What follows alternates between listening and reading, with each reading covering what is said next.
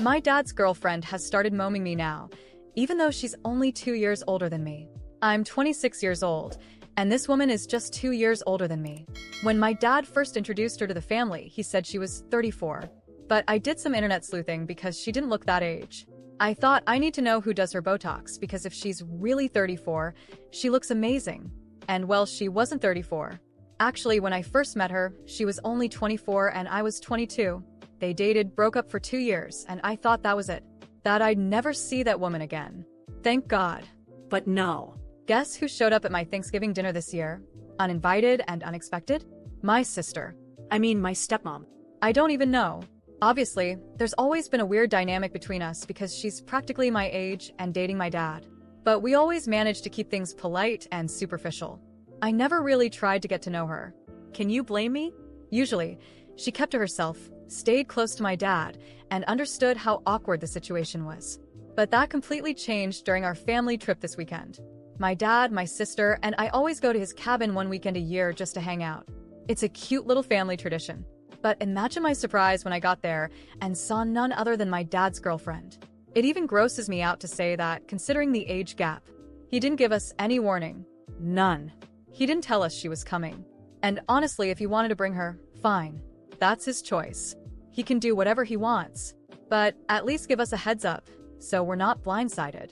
And let's be honest, I never imagined this woman spending an entire weekend in the woods. She's basically my dad's sugar baby. He does everything for her, pays all her bills, buys her everything she wants. She only wears designer clothes, drives an expensive car that my dad bought for her. My dad never bought me or my sister a car that nice. She lives a life of luxury on my dad's dime. That girl looked like a baby deer getting out of the car, trying to walk on dirt and leaves in her Louboutins. Like, girl, I love Louboutins too, but there's a time and place for them. And a cabin in the woods is definitely not it. As soon as we got inside the cabin, she started acting weird, making it clear that my sister and I were from a totally different generation than her. For example, she started explaining to us what Vine was. She said something like, "Oh, back in my day, we had Vine instead of TikTok. It was the best. I wish you had the chance to experience it." And I was like, yeah, I did experience it. I had Vine. We're the same age.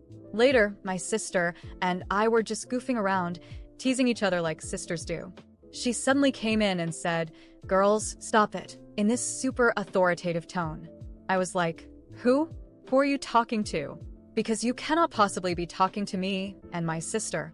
I guess she thought we were fighting or something, but we couldn't help it. We burst out laughing. It was absolutely ridiculous. She was acting like we were 7-year-olds fighting over a toy. Then, when my sister was about to take a shower, she practically shoved her aside and said, "Wait. Before you shower, let me explain how it works because it can be really confusing.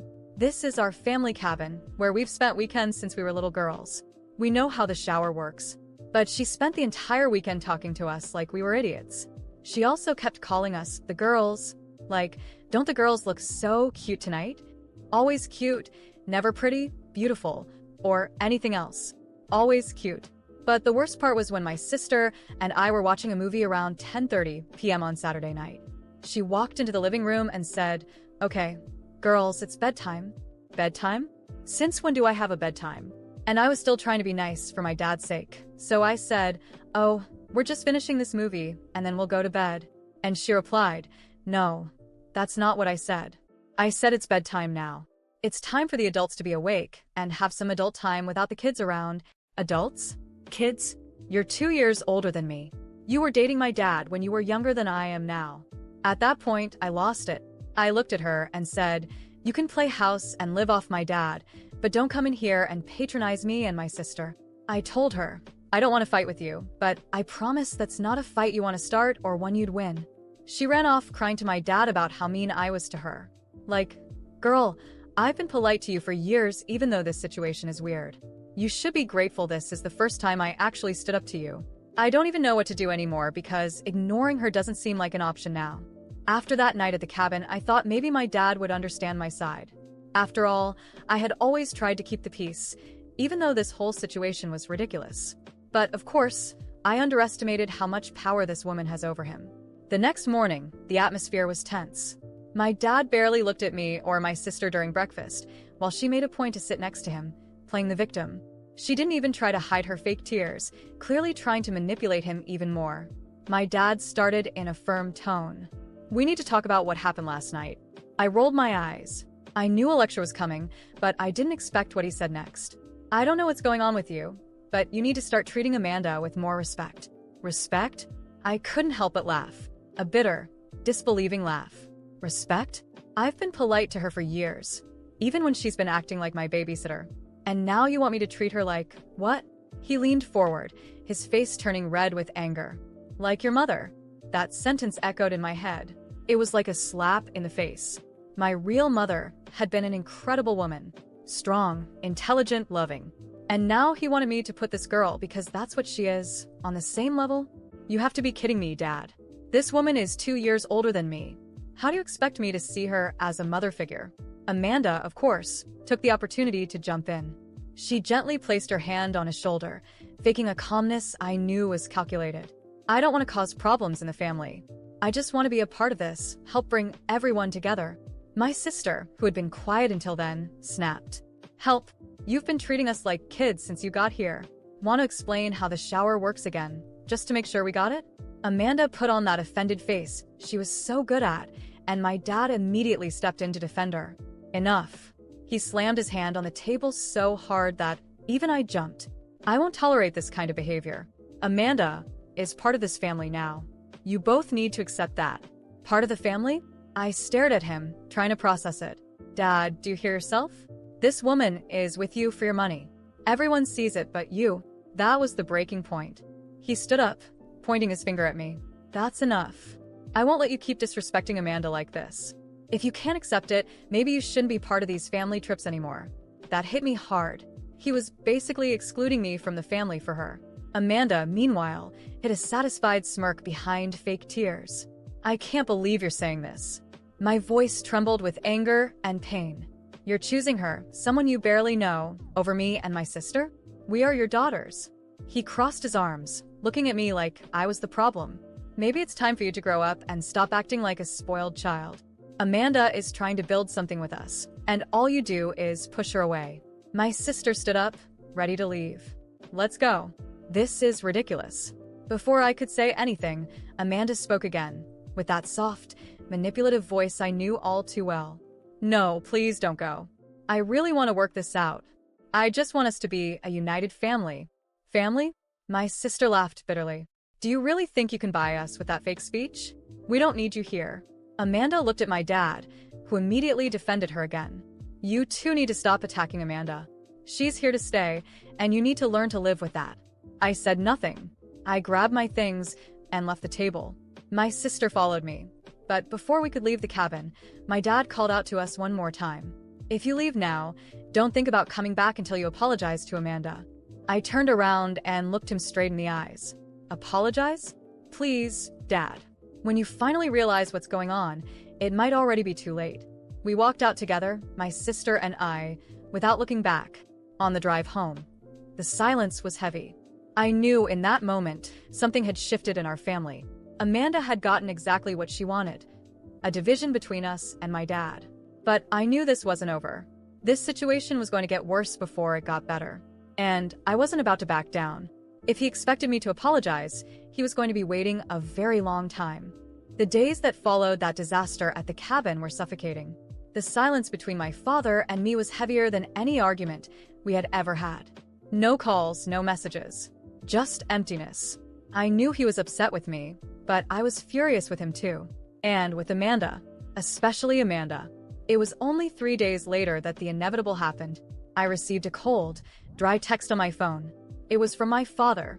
"Dinner at my house Friday, 8 p.m. I want everyone there so we can sort this out." "No, please. No, how are you?" "Just an order." I sighed. Part of me didn't want to go, but another part, well, maybe a small part of me still hoped he would realize the mistake he was making. On Friday, I went to his house. The house where I grew up. But as I walked through the door, everything felt strange. Cold.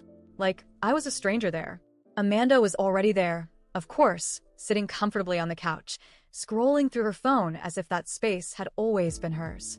My sister sat silently on the other side of the room, avoiding eye contact. My dad was in the kitchen, and dinner was already served on the table. We sat down. The atmosphere was unbearable. Silence, forced chewing, and tension hanging in the air like a thick cloud. My father, who had called for this dinner, barely spoke. He just ate, staring at his plate. Amanda, as always, didn't miss the chance to take control.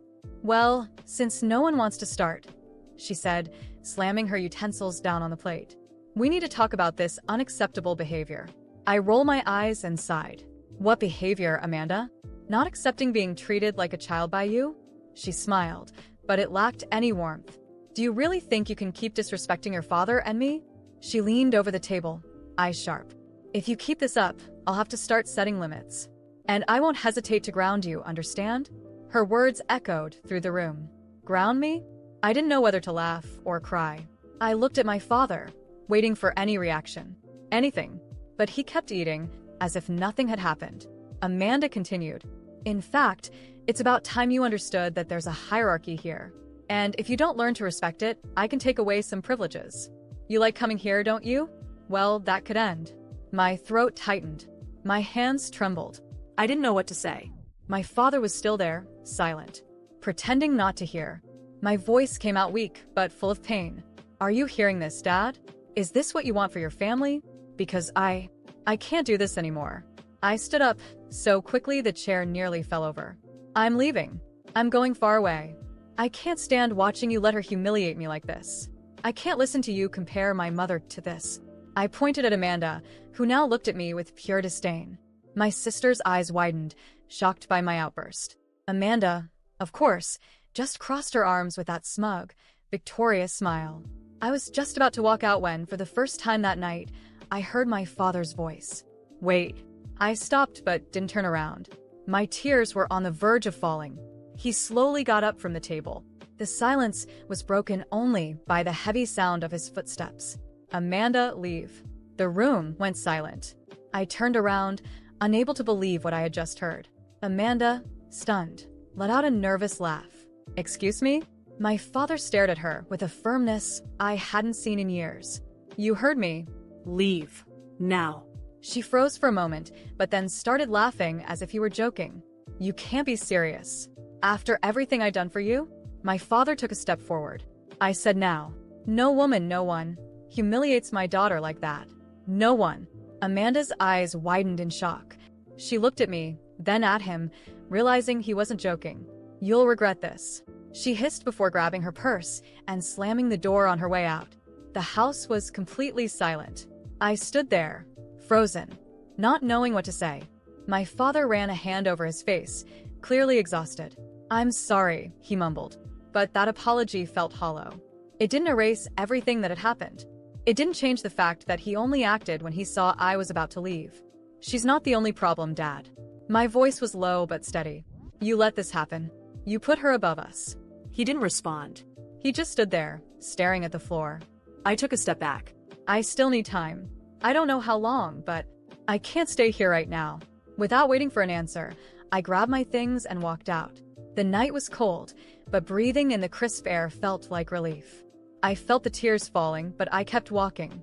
My father had defended me, but the damage was already done. It took me a long time to forgive my father. But honestly, I think I needed to forgive myself first. The anger I felt toward him slowly faded over time, but it didn't disappear overnight. How could it? Not after everything that happened. But what started to eat away at me wasn't the anger, it was guilt.